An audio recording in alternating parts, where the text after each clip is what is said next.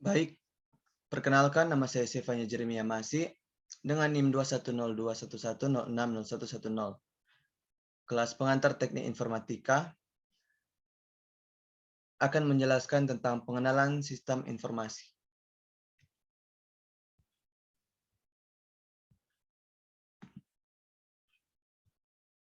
Yang pertama, bab 1, yaitu gambaran umum sistem informasi dan teknologi informasi. A. Pengertian sistem informasi. Sistem informasi adalah kombinasi antara prosedur, kerja informasi, orang dan teknologi informasi yang diorganisasikan untuk mencapai tujuan dalam sebuah organisasi. Dalam Arthur 1992. B. Teknologi informasi. Menurut Arthur tahun 1992, teknologi informasi mencakup perangkat keras, perangkat lunak untuk melaksanakan satu atau sejumlah tugas pemrosesan data seperti menangkap, mentransmisikan, menyimpan, mengambil, dan memanipulasi atau menampilkan data. C. Lingkup teknologi informasi. Secara garis besar, teknologi informasi dapat dikelompokkan menjadi dua bagian, yaitu perangkat keras atau kita biasa disebut hardware, dan perangkat lunak atau software. Perangkat keras menyangkut pada peralatan-peralatan yang bersifat fisik seperti memori, printer, dan keyboard. Adapun perangkat lunak membagi teknologi informasi menjadi 6 kelompok, yaitu pertama, teknologi masukan atau input teknologi, teknologi keluaran atau output teknologi, teknologi perangkat lunak atau software teknologi, teknologi penyimpan atau storage teknologi, teknologi telekomunikasi atau telecommunication teknologi, dan yang terakhir mesin pemroses atau processing machine atau lebih dikenal dengan istilah CPU. D. Peranan teknologi informasi.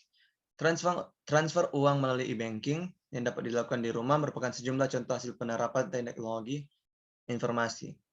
Secara garis besar dapat dikatakan bahwa teknologi informasi menggantikan peran manusia. Dalam hal ini, teknologi informasi melakukan otomasi terhadap suatu tugas atau proses. E. Kecenderungan teknologi informasi terhadap sistem informasi. Menurut Alter tahun 1992, ada banyak sisi yang mengalami perkembangan dengan cepat, tetapi ada juga yang masih tertinggal. Kecenderungan teknologi terhadap sistem informasi adalah peningkatan kecepatan dan kapasitas komponen-komponen elektronik, ketersediaan informasi dalam bentuk digital semakin banyak, dan portabilitas peralatan-peralatan elektronik semakin meningkat. Kita masuk dalam bab 2, yaitu konsep dasar informasi. Data dan informasi. Yang pertama, data. Secara konseptual, data adalah deskripsi tentang benda, kejadian, aktivitas, dan transaksi yang tidak mempunyai makna atau tidak berpengaruh secara langsung kepada pemakainya. Dan yang kedua, informasi. Informasi adalah data yang telah diolah menjadi sebuah bentuk yang berarti bagi penerimanya dan bermanfaat dalam pengambilan keputusan saat ini atau saat mendatang dalam Davis tahun 1999. Karakteristik data dan informasi. Tipe data. Tipe data terformat cocok untuk menyimpan informasi seperti tanggal dan jam masuk karyawan atau format tanggal dan format jam. Tipe data teks cocok untuk menyatakan data yang panjang semacam biografi singkat seseorang. Tipe data suara dapat digunakan untuk menyatakan bunyi-bunyian, dan data video dapat digunakan untuk merekam tentang suatu aktivitas atau kejadian. Selanjutnya, akurasi dan persisi. Akurasi menyatakan derajat kebenaran terhadap informasi dan menentukan kehandalan atau reliabilitas informasi. Informasi yang benar-benar bebas dari kesalahan dikatakan sangat akurat, dan adapun presisi berkaitan dengan tingkat kerincian suatu informasi. Usia dan rentang waktu. Usia informasi menyatakan lama waktu sejak informasi dihasilkan hingga saat sekarang.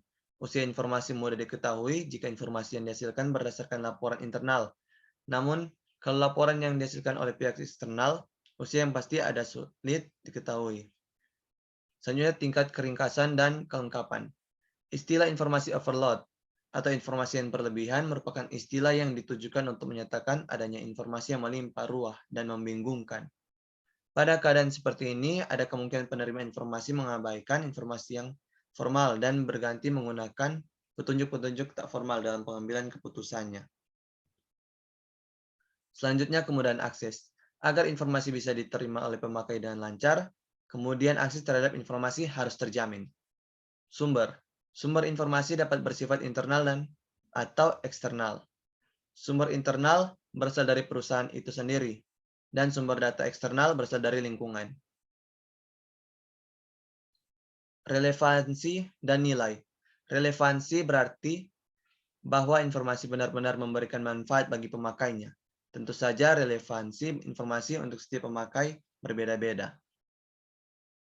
Kualitas informasi. Istilah kualitas informasi atau quality of information terkadang juga dipakai untuk menyatakan informasi yang baik. Kualitas informasi sering diukur berdasarkan relevansi, ketepatan waktu, dan keakurasian. Kita masuk dalam bab 3, yaitu konsep dasar sistem dan komponen sistem informasi. Sistem. Sistem adalah sekumpulan elemen yang saling terkait atau terpadu yang dimaksudkan untuk mencapai suatu tujuan. Ada beberapa elemen yang membentuk sebuah sistem, yaitu antara lain tujuan, masukan, keluaran, proses, mekanisme pengendalian, dan umpan balik. Kita masuk dalam komponen sistem informasi. Dalam suatu sistem informasi terhadap komponen-komponen seperti perangkat keras atau hardware, perangkat lunak atau software atau program, prosedur, orang, basis data atau database, dan jaringan komputer dan komunikasi data. Arsitektur informasi. Ada beberapa definisi tentang arsitektur informasi. Yang pertama, arsitektur informasi adalah bentuk khusus yang menggunakan teknologi informasi dalam organisasi untuk mencapai tujuan-tujuan atau fungsi-fungsi yang telah dipilih. Dalam Laudon tahun 1998. Dan yang kedua, arsitektur informasi adalah desain sistem komputer secara keseluruhan, termasuk sistem jaringan, untuk memenuhi kebutuhan-kebutuhan organisasi yang spesifik. Dalam SWAS tahun 1998. Arsitektur tersentralisasi. Arsitektur ini sudah dikenal semenjak tahun 1960-an dan mainframe sebagai faktor utama. Dan yang terakhir, arsitektur desentralisasi. Arsitektur desentralisasi merupakan konsep dari pemrosesan data yang tersebar atau terdistribusi. Baik, demikian penjelasan tentang pengenalan sistem informasi. Minta maaf jikalau ada kesalahan kata. Sekian dan terima kasih.